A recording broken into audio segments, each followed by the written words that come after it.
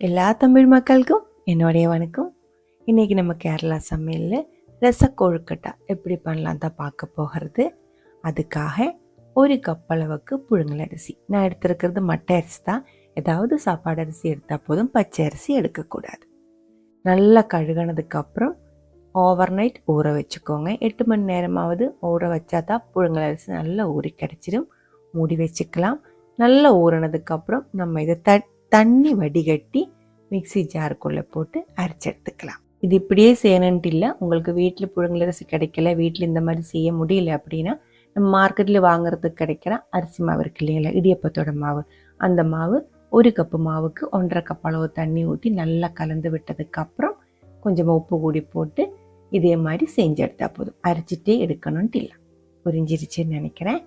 பாருங்கள், மாவு வந்து 3/4 கப் அளவு தண்ணி ஊற்றி நல்லா ஃபைனாக அரைச்செடுத்து ஒரு கடாய்க்குள்ளே ஊற்றி இருக்குது. கூடவே 3/4 டீஸ்பூன் அளவுக்கு உப்பு போட்டு இருக்குது. 1 கப் அளவு தண்ணி கூடி ஊற்றி இருக்குது. நல்லா கலந்து விட்டுக்கோங்க. இந்த தண்ணி அந்த மாவு நல்லா இதே மாதிரி கலந்து கிடைக்கணும். அதுக்கப்புறம் ஸ்டவ் ஆன் பண்ணி அதில் மீடியம் ஹை ஃப்ளேமில் முதல்ல, அதுக்கப்புறம் மீடியம் லோ ஃப்ளேமில் வச்சு இதே மாதிரி திக்காக பண்ணி எடுத்துக்கோங்க. நம்ம இடியப்பத்துக்கு கொழுக்கட்டைக்கெல்லாம் மாவு பிசைகிற மாதிரி நல்லா திக்காக வந்ததுக்கப்புறம் தீ ஆஃப் பண்ணிடலாம்.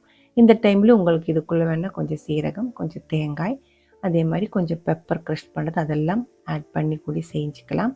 நான் இப்போ இந்த மாவு கொஞ்சம் ஆறினதுக்கு அப்புறம் தான் இது சேர்க்கிறது. 3/4 டீஸ்பூன் அளவுக்கு பெப்பர் இடித்து சேர்த்துருக்கு, பவுடர் கிடையாது. 1 டீஸ்பூன் ஃபுல்லாகவே சீரகம் சேர்த்துருக்கு.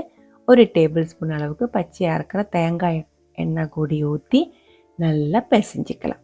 கொழுக்கட்டைக்கு பிசைகிற மாதிரி நல்லா பிசைஞ்சிக்கோங்க. இதுக்குள்ளே உங்களுக்கு வேறு ஏதாவது சேர்க்கணும் அப்படின்னா அந்த மாதிரி கூடி சேர்த்துக்கலாம். கொத்தமல்லி எல்லாம் கூடி ஆட் பண்ணி சேர்த்துக்கலாம். நல்லா பிசைஞ்சதுக்கப்புறம் நம்ம இது சின்ன சின்ன போலாக உருண்டையாக இதே மாதிரி மாற்றி வச்சுக்கோங்க. இதே மாதிரி கொஞ்சம் சின்ன போலாக மாற்றினதுக்கப்புறம் நடுவில் ஒரு குழி மாதிரி போட்டு ரெடி பண்ணி எடுக்கும்போது வேகிறதுக்கு ஈஸியாக இருக்கும், சாப்பிட்றதுக்கும் நல்லா சாஃப்டாக இருக்கும். பால் மாதிரி தான் வேணும் அப்படின்னா அந்த மாதிரி செஞ்சு எடுத்துக்கலாம். சில்லறைகள் ஷேப்பில் வேணால் அந்த மாதிரி செஞ்சு எடுத்துக்கலாம். எப்படி வேணாலும் நீங்கள் இது செஞ்சு எடுத்துக்கலாம். எல்லாமே இதே மாதிரி நம்ம உருண்டையாக மாற்றி வச்சுருக்கு. கொஞ்சம் தண்ணி கொதிக்க விட்டுருக்கு. அதுக்குள்ளே 1/2 டீஸ்பூன் அளவுக்கு உப்பு ஊடி போட்டு கொதிக்க விட்டதுக்கப்புறம் தண்ணி நல்லா கொதிச்சதுக்கப்புறம் சின்ன சின்ன கொழுக்கட்டை எல்லாமே அதுக்குள்ளே போட்டுருக்கு. போட்டதுக்கப்புறம் உடனே வந்து மிக்ஸ் பண்ணி கலந்து விடக்கூடாது.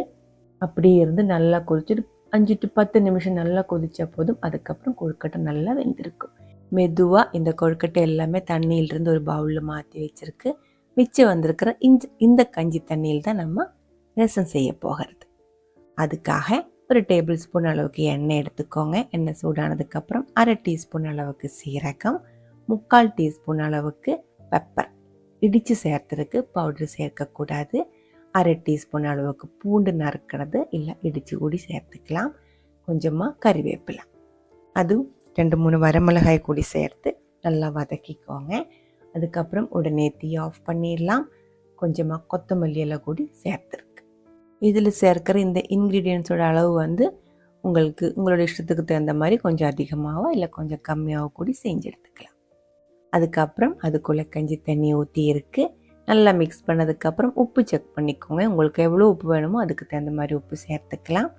அதுக்கப்புறம் இது வந்துட்டு கொழுக்கட்டைக்குள்ளே ஊற்றி நம்ம இது சாப்பிட்டுக்கலாம்.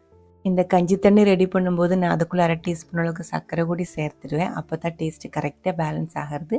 உங்களுக்கு பிடிக்கும் அப்படின்னு அந்த மாதிரி கூடி செஞ்சு எடுத்துக்கலாம்.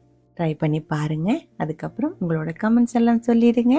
இந்த சமையல் பிடிக்கிற ஃப்ரெண்ட்ஸுக்கு மறக்காமல் ஷேர் பண்ணி விட்டுக்கோங்க. அடுத்த ஒரு வீடியோவில் நம்ம உடனே பார்க்கலாம். அது வரைக்கும் வணக்கம்.